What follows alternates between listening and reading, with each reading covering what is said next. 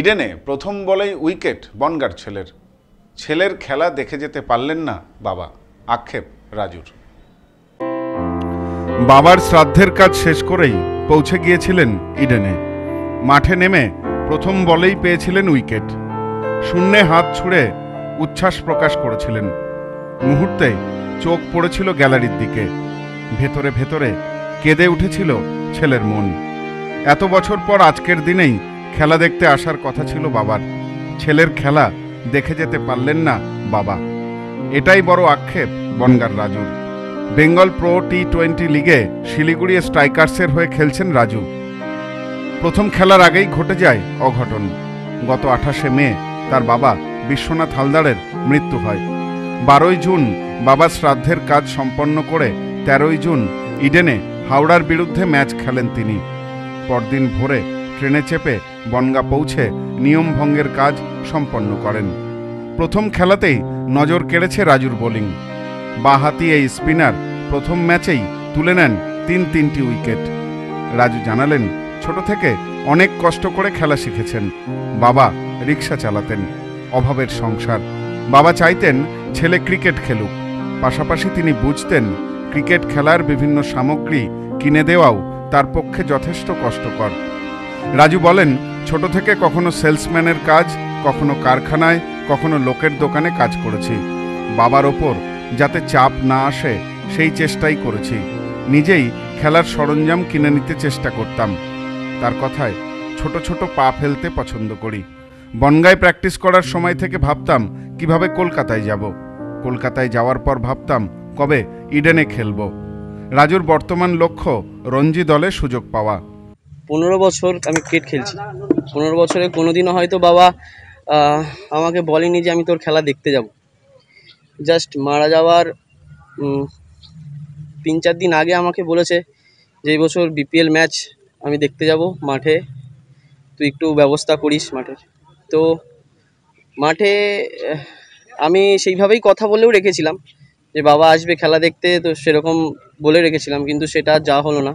ছোটোবেলা থেকেই একটা ইচ্ছা ছিল বাবার যে আমি ভালো ক্রিকেট খেলি বা ভালো জায়গায় ক্রিকেট খেলি। তো বাবা চেয়েছিল, কিন্তু কষ্টর মধ্যে দিয়েও কখনো আমাকে ক্রিকেট খেলা থেকে আটকায়নি, কখনো যেতে বারণ করেনি। বা হয়তো ক্রিকেটের এক একটা জিনিসের অনেক দাম, সেই জিনিসগুলো হয়তো সবসময় পূরণ করতে পারিনি, কিন্তু আমিও সেই জায়গাটা বুঝতে পেরেছি। ছোটোবেলা থেকে আমিও অনেক পরিশ্রম করেছি, কারখানায় কাজ করেছি, সাথে ক্রিকেট খেলেছি, সেলসম্যানই কাজ করেছি, লোকের দোকানে কাজ করেছি, তার সাথে ক্রিকেট খেলেছি।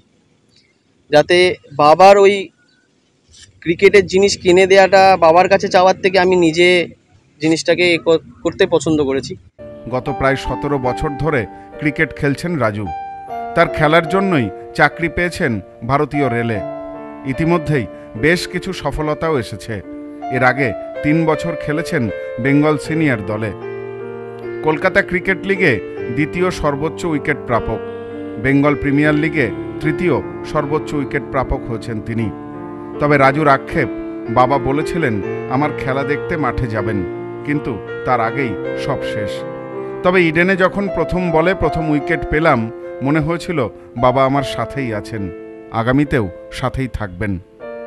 সাপোর্ট করেছে অনেক। কোনো সময় ফ্যামিলির ব্যাপারে কখনো কোনো কিছুতে বাবা কখনো বলেনি, শুধু একটাই কথা বলেছে যে তুই ক্রিকেট খেল, তারপরে আমি তো আছি, আমি কাজ করতে পারছি, আমি তো আছি। মাঠে আমার মনে হয়েছিল আমি ফার্স্ট বল ওই অবস্থাতে, যখন বাবার পুরো কাজও আমার সম্পূর্ণ হয়নি, ফার্স্ট বল আমি উইকেট পাই।